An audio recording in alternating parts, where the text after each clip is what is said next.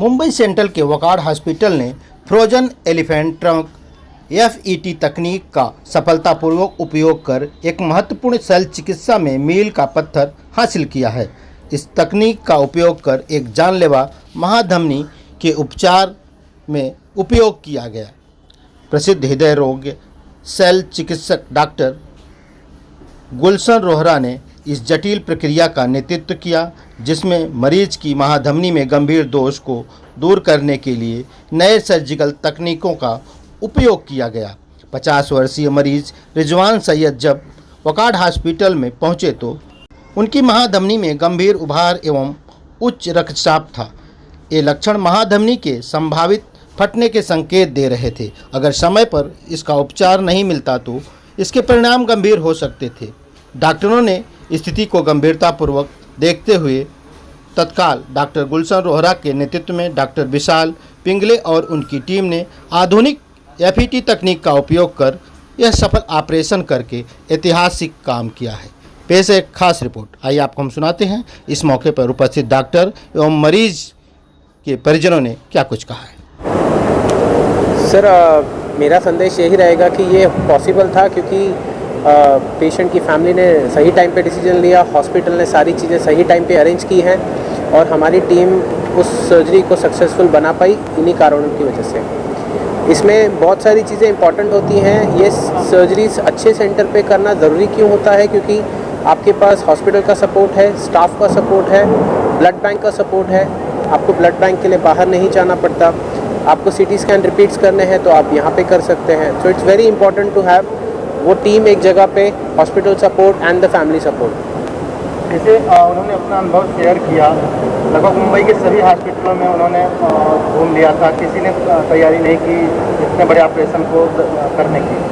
तो वकार्ड की टीम ने ये चैलेंज को किस तरह स्वीकार किया और आने वाले दिनों में और क्या सुविधाएं आपके हॉस्पिटल द्वारा इस तरह की उपलब्ध कराई जाएगी आम लोगों के लिए, जैसे जटिल जो बड़े ऑपरेशन? सर देखिए, काफ़ी हॉस्पिटल्स ने इस केस को लिया नहीं, पर इस केस शुरुआत हुई थी इसकी संडे को और हमारी टीम 24/7 हर एक केस करने के लिए रेडी रहती है। और बाकी आगे जैसे जैसे पेशेंट्स आएंगे उसके हिसाब से एज़ पर द पेशेंट हम हर एक पेशेंट का प्रॉपरली प्लान करते हैं surgery and then we explain. So हमारी जो भी काउंसलिंग होती है हर पेशेंट की, वो प्रॉपर काउंसलिंग होती है, इन डिटेल होती है अलॉन्ग विद द एडमिन। सो कभी भी उन्हें ये डाउट नहीं रहना चाहिए कि कुछ मिसकम्युनिकेशन हो गया किसी बात पे। वकार्ड हॉस्पिटल में हाल ही में अपना 10वां साल मनाया है, कई नई नई सुविधाएं यहाँ पे उपलब्ध कराई हैं। डॉक्टर क्या संदेश और देना चाहेंगे आप यहाँ के इंचार्ज में? जैसे मैंने बताया, पिछले 10 साल के अंदर में हॉस्पिटल की कैपेसिटी एंड कैपेबिलिटी दोनों ईयर ऑन ईयर अच्छी होती जा रही है। When we started with a secondary and tertiary care unit. अभी आप देखेंगे तो जैसे कि कॉम्प्लेक्स सर्जरी डॉक्टर गुलशन ने बताया, उस तरीके की जो हम सर्जरीज कर रहे हैं, स्लोली हमारा हॉस्पिटल अब टर्शरी केयर से क्वाटरनरी केयर की तरफ जा रहा है। हमारे नासिक और वलसाड़, जैसे गुजरात के अंदर में जो वलसाड़ है, वहाँ पे हमारे सैटेलाइट क्लिनिक अभी चालू किए हैं हम।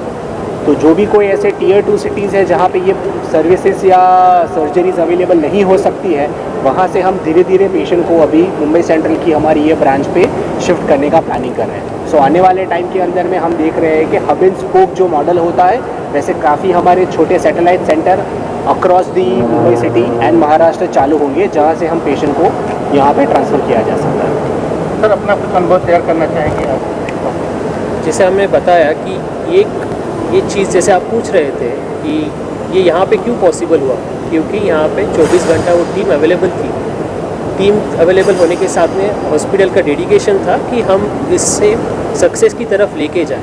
जैसे मैंने बोला, रात को 12 बजे कोई ग्राफ्ट दिल्ली से एरोप्लेन से यहाँ पे लेके आना कोई इजी बात नहीं है। ये हॉस्पिटल की तैयारी थी, ये हॉस्पिटल का डेडिकेशन था कि हम हर एक पेशेंट के लिए जो कर सकते हैं वो हर एक्सटेंट तक हम करने की कोशिश करेंगे। I think this dedication is what this hospital is about, और इसलिए हमारा पेशेंट इतने अच्छे से 7वें दिन पे घर पे जा रहे हैं। So it's more of a dedication of the entire team, hospital, doctors, nursing staff, operation theatre में सभी लोगों का डेडिकेशन है ये।